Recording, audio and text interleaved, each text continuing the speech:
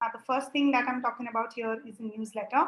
You can have a monthly newsletter, a fortnightly newsletter, maybe a newsletter that is there every week, depending on what you're talking about. It shouldn't become an irritant for your users.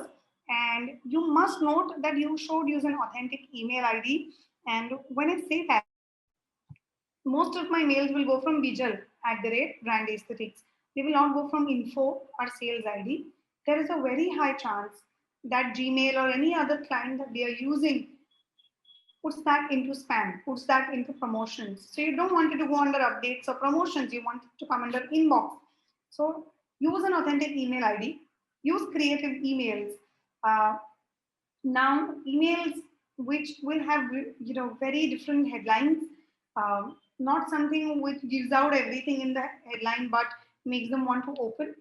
We see a lot of creative emails being used by digital marketeers, by various companies. They use some tactics like reply. They use RE before the subject line so that they feel that acha ye kuch important tha, I must have written to them and they have replied.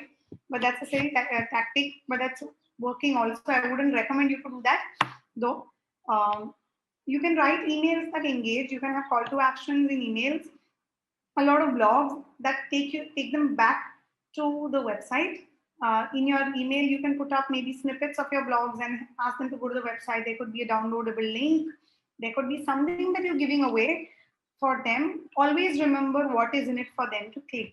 If there is something meaningful, they will click. If not, they're just going to read that. Sometimes your entire objective is only for them to read that email, and which I do a lot, and which is fine. In that case, I don't really care about the clicks that happen. But in some cases, like the registration for the webinar or anything that I'm doing, I would want to care about the clicks back to the website. So I will have to draft a mail accordingly with proper CTAs and call to actions. There are a lot of free platforms that are available. MailerChimp, MailChimp, MailerLite, Sendinblue, Zoho. They give you a certain number of users for free.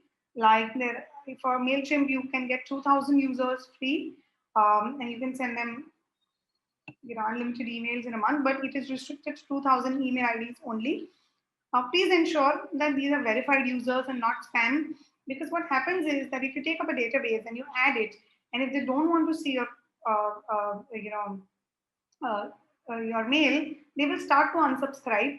And if there are say 20, 30, 50 unsubscribes in one go, usually you will find say 5, 7, 10 unsubscribes happening if you have a list of 2,000, and that's okay.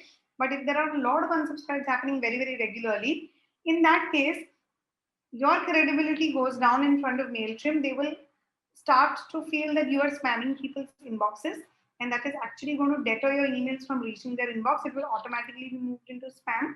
So please ensure that you have an active database. MailChimp gives you an option to add a form on your website so that people can register for the newsletter, and that's the most authentic way to generate a database.